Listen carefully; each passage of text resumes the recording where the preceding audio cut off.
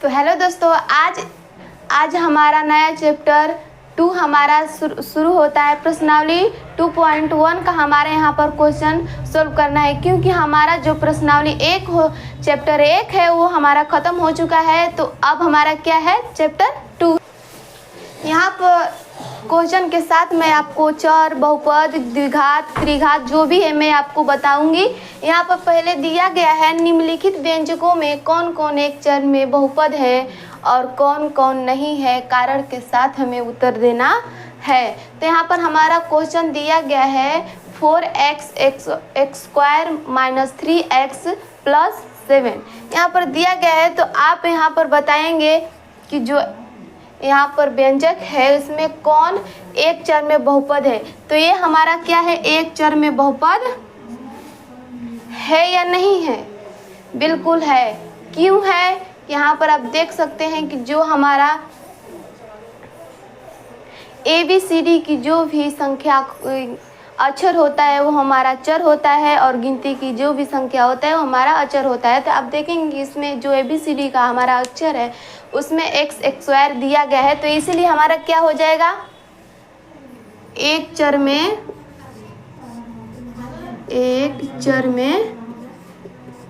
बहुपद क्या है एक चर में बहुपद है। तो एक चर में बहुपद है तो आखिर क्यों एक चर में बहुपद है? क्योंकि इसका जो घात दिया गया है, क्या दिया गया है, घात इसका दिया है वो एक क्या है, प्राकृतिक संख्या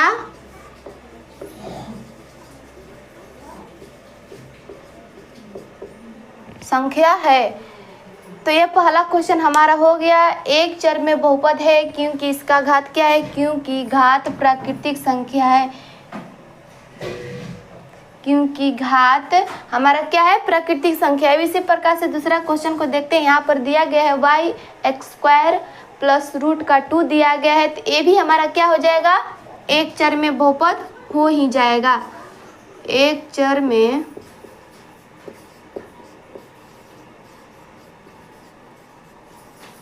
बहुपद है, एक चर में बहुपद है। क्यों एक चर में बहुपद है? तो ये हमारा यहाँ पर सेम क्वेश्चन रिपीट होगा, सेम आंसर होगा, क्योंकि इसका घात यहाँ पर, क्योंकि इसका घात क्या है, प्राकृतिक संख्या है। प्राकृतिक संख्या, पूर्ण संख्या आप जो भी लिख सकते हैं, लेकिन प्राकृतिक और पूर्ण संख्या के अलावा कुछ भी हमें लिखना नहीं है, क्योंकि यहाँ पर आप देखेंगे कि जो प्राकृतिक संख्या और पूर्ण संख्या एक ही मिलता जुलता है। इसलिए मैंने आपको पूर्ण संख्या या प्राकृतिक संख्या दोनों में से कुछ भी रखने को कहा, लेकिन मैं यहाँ पर प्राकृतिक संख्या ही रख रही हूँ। यहाँ पर दिया गया है, आप देखेंगे कि यहाँ पर दिया गया है जो क्वेश्चन 3 है, फिर रूट में t है, फिर प्लस है, फिर t है, फिर यहाँ पर रूट में क्या है, 2 है। तो ये हमारा क्या हो जाएगा, एक चर में बहुपद नहीं होगा। क्यों नहीं होगा? क्योंकि यहाँ पर आप देख सकते हैं कि इसका जो घात है, यहाँ पर घात तो है ही नहीं, घात है भी तो जो हमारा इसका घात है वो क्या है, प्राकृतिक संख्या नहीं है। तो यहाँ पे यही लिखेंगे, एक चर में बहुपद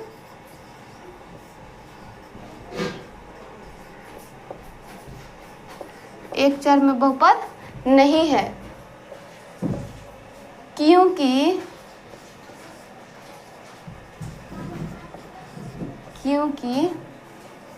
क्या है, इसका घात प्राकृतिक संख्या है या नहीं है? नहीं है। तभी तो ये हमारा क्या है, एक चर में बहुपद नहीं है। तो ये हमारा क्या हो जाएगा, एक चर में बहुपद नहीं हो गया। तो इसी प्रकार से जो चौथा है ये भी हमारा क्या हो जाएगा, एक चर में बहुपद नहीं होगा, क्योंकि इसका भी जो घात थे तो है नहीं, इसीलिए ये हमारा प्राकृतिक संख्या नहीं होगा। तो इसलिए हमारा क्या हो जाएगा, एक चर में बहुपद, एक चर में बहुपद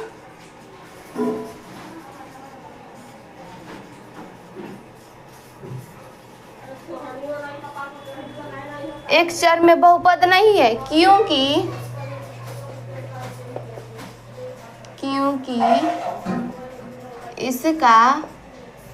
इसका घात क्या है? इसका घात प्राकृतिक संख्या क्या है? नहीं है। जो भी हमारा x चर में बहुपद नहीं है, क्यों नहीं है? क्योंकि उसका जो घात है प्राकृतिक या पूर्ण संख्या नहीं है, इसलिए हमारा क्या हो जाएगा? x चर में बहुपद नहीं होगा। तो यही हमारा यहाँ पर दिया गया है क्वेश्चन। x का जो x² दिया गया है वो हमारा x का घात 10 दिया गया है, फिर प्लस करके y का घात 3 दिया गया है, फिर प्लस करके t का घात कितना दिया गया है? 50 दिया गया है। तो ये हमारा यहाँ पर 3 घात हो गया। तो यहाँ पर क्या लिखेंगे? 3 चर में क्या है? बहुपद है। यहाँ पर हमारा ये दोनों नहीं होता, ये होता तब भी हो जाता, या फिर इनमें से कोई एक भी होता तो हमारा क्या हो जाता? बहुपद हो ही जाता।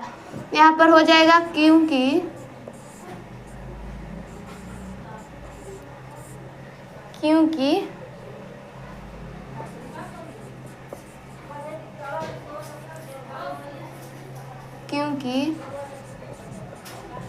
इसका घात प्राकृतिक संख्या है या नहीं है? है। ये जो हमारा घात 10 है, 3 है, 50 है, ये क्या है? हमारा प्राकृतिक संख्या है, इसलिए हमारा क्या हो जाएगा? ये 3 चर में बहुपद हो जाएगा। तो ये इसी प्रकार से हमारा पहला क्वेश्चन का जितना भी क्वेश्चन था वो हमारा सॉल्व हो चुका है। अब हम अपने दूसरे क्वेश्चन को देखते हैं। तो दोस्तों ये रहा हमारा दूसरा क्वेश्चन। इसमें पूछा गया है कि जो निम्नलिखित यहाँ पर जो क्वेश्चन दिया गया है उसमें हमें क्या बताना है? x² का हमें गुणांक बताना है। तो यहाँ पर क्वेश्चन दिया गया है, आप देखेंगे कि जो पहला क्वेश्चन हमारा दिया गया है उसमें x² क्या है। तो अब इसका गुणांक क्या है मैं पहले आपको बता देती हूँ कि जो भी संख्या है उसमें से जो हमारा समीकरण दिया गया है पहला, उसमें जो भी घात सबसे बड़ा होता है उसी का जो गुणांक हमें लिखना है, x² का गुणांक लिखना है। उसके आगे जो संख्या दिया गया है वही हमारा क्या हो जाएगा? गुणांक हो जाएगा, जो हमारा x² का साथ में है। तो यहाँ पर आप देखेंगे जो x² है यहाँ पर हमारा क्या है? उसके आगे कोई भी संख्या नहीं है। तो यहाँ पर हम क्या लिखेंगे? x² का गुणांक बराबर क्या हो जाएगा? हमारा 1 हो जाएगा। पहला का ये हो गया हमारा। दूसरा का आप देखते हैं। दूसरा यहाँ पर दिया गया है 2 - x² प्लस x का क्यू दिया गया है। तो आप देखेंगे कि जो हमारा x² दिया है इसके आगे कोई भी संख्या नहीं है। तो आप जानते हैं कि कोई भी संख्या नहीं होता है तो एक हमारा छिपा रहता है। तो एक हमारा हो जाएगा, अब माइनस का चिन्ह है आगे तो हम माइनस का चिन्ह लगा देंगे। तो यहाँ पर क्या लिखेंगे? x² का गुणांक क्या है? माइनस का 1 है। माइनस का 1 क्यों है यहाँ पर मैंने आपको बताया है। फिर यहाँ पर अब लिखेंगे x² का गुणांक। आप देखेंगे कि जो x² दिया गया है उसके आगे क्या लिखा गया है? π/2 लिखा गया है। तो ये इसका गुणांक क्या हो जाएगा? हमारा वही हो जाएगा। x² का गुणांक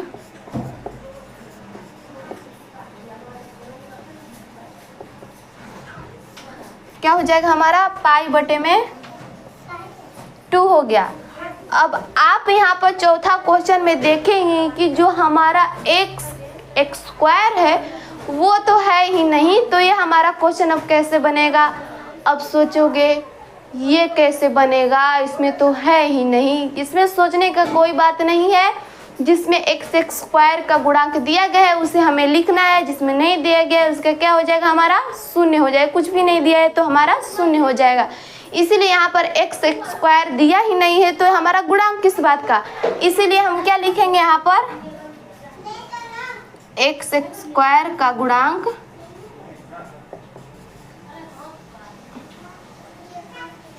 x स्क्वायर का गुणांक यहाँ पर हमारा क्या हो जाएगा, शून्य हो जाएगा। क्योंकि x स्क्वायर तो दिया ही नहीं है तो इसका गुणांक कहाँ से आ गया, इसीलिए हमारा क्या हो गया, शून्य हो गया। तो ये दूसरा क्वेश्चन भी हमारा बन चुका है। अब तीसरे क्वेश्चन को देखते हैं। तो दोस्तों ये रहा हमारा तीसरा क्वेश्चन। तीसरा क्वेश्चन में पूछा गया है कि कुछ भी संख्या हमें समीकरण लेना है, केवल द्विपद में ही लेना है, लेकिन उसका घात क्या होना चाहिए, 35 होना चाहिए। और एक और उदाहरण लेना है, उसका एक पद में उदाहरण लेना है और उसका घात कितना होना चाहिए, 100 होना चाहिए।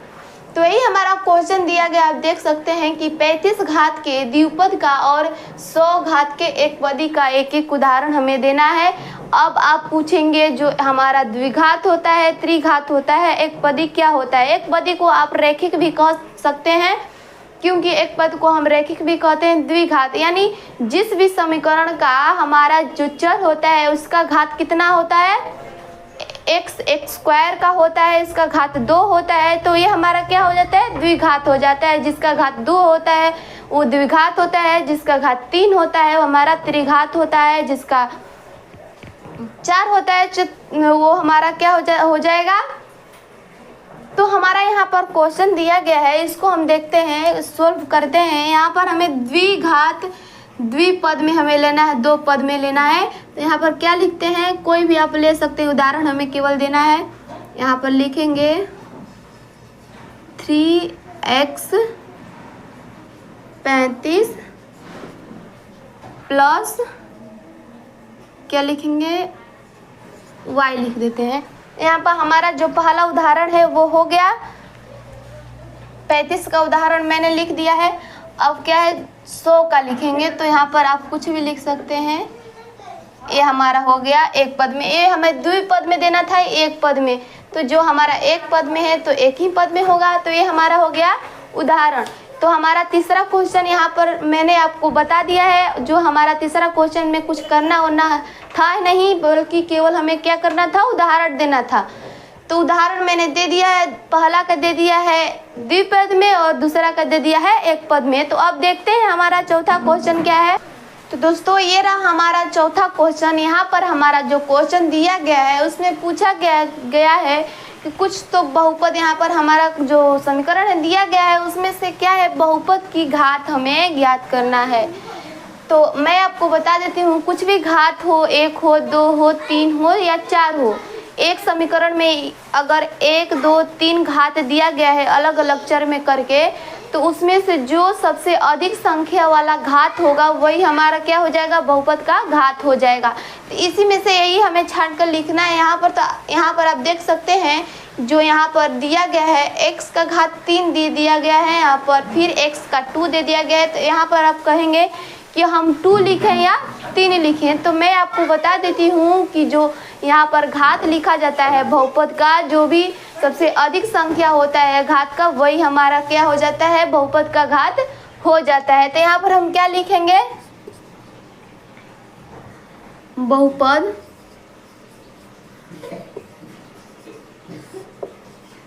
का घात बराबर क्या हो जाएगा, हमारा घात यहाँ पर क्या दिया गया है, बहुपद x बहुपद x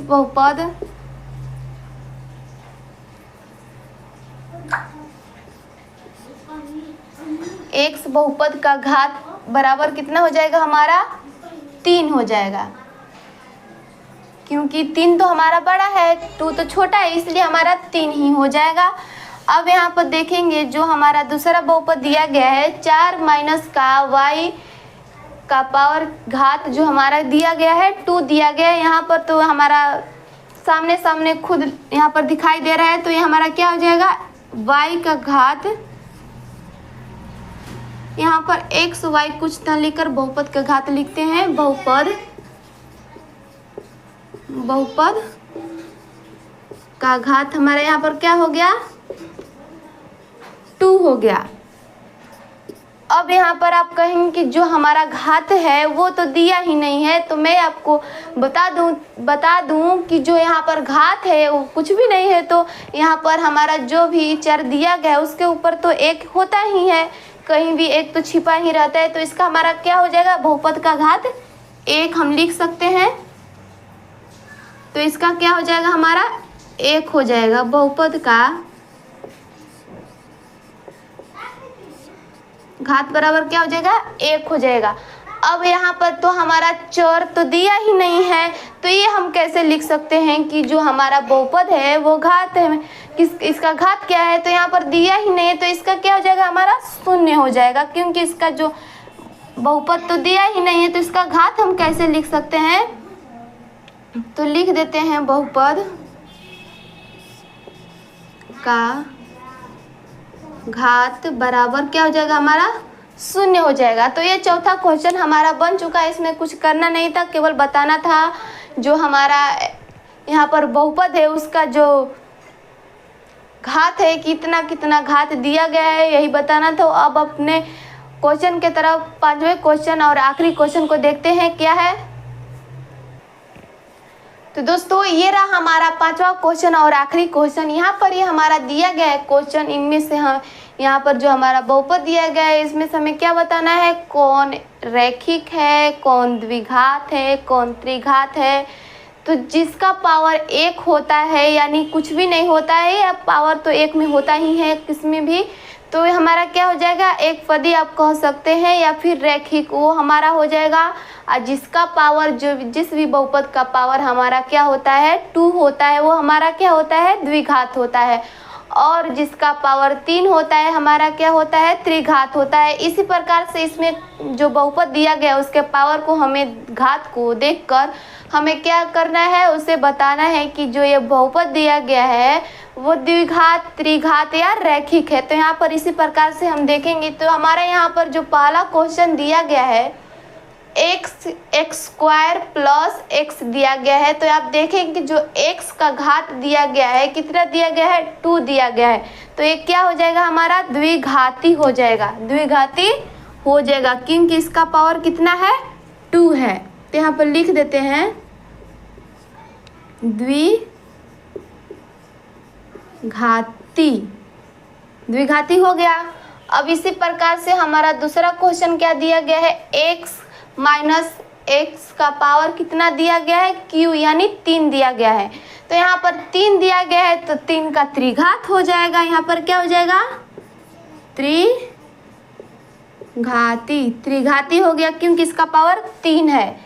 अब इसी प्रकार से ये क्या हो जाएगा, हमारा y प्लस y का पावर 2 प्लस 4 है। तो यहाँ पर पावर y का देखेंगे, हमें केवल बहुपदों का पावर यानी घात को देखते हुए इस क्वेश्चन को हमें सोल्व करना है। तो यहाँ पर हमारा जो y का पावर कितना दिया गया है, 2 दिया गया है। तो 2 दिया गया है तो यहाँ पर क्या हो जाएगा, द्विघाती हो जाएगा, द्विघाती,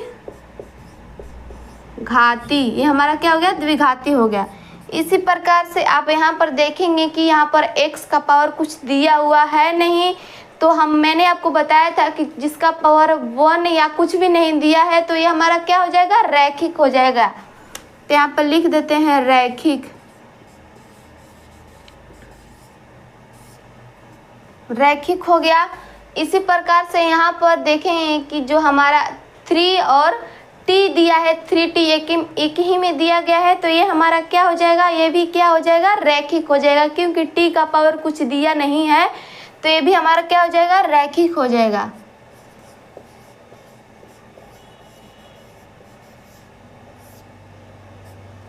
रैखिक हो गया।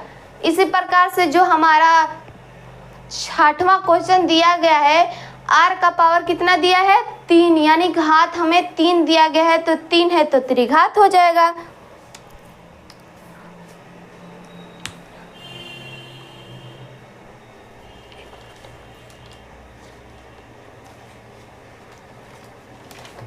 यहाँ पर आप देखेंगे जो r का पावर है 3 है, तो यहाँ पर क्या हो जाएगा, हमारा त्रिघात हो जाएगा, त्रिघात घात। अब इसी प्रकार से हमारा आखिरी है 7वां में पूछा गया है 7 और x का क्यों दिया है, तो इसका पावर 3 है, तो इसका भी क्या हो जाएगा हमारा त्रिघात ही हो जाएगा। तो इसी प्रकार से जो हमारा चैप्टर प्रश्नावली 2.1 है ख़त्म होता है। इसमें कुछ पढ़ना था, केवल क्या पढ़ना था, रैखिक बहुपद, द्विघात, त्रिघात, चर, अचर, यही पढ़ना था। तो ये हमारा जो चैप्टर है ख़त्म होता है। जो आपको मैंने बताया है वो यदि याद रहे तो ये क्वेश्चन बनाने में कोई भी कठिनाई नहीं होगी। तो ये हमारा ख़त्म होता है। मिलते हैं अगले वीडियो में प्रश्नावली 2.2 के साथ। Thank you.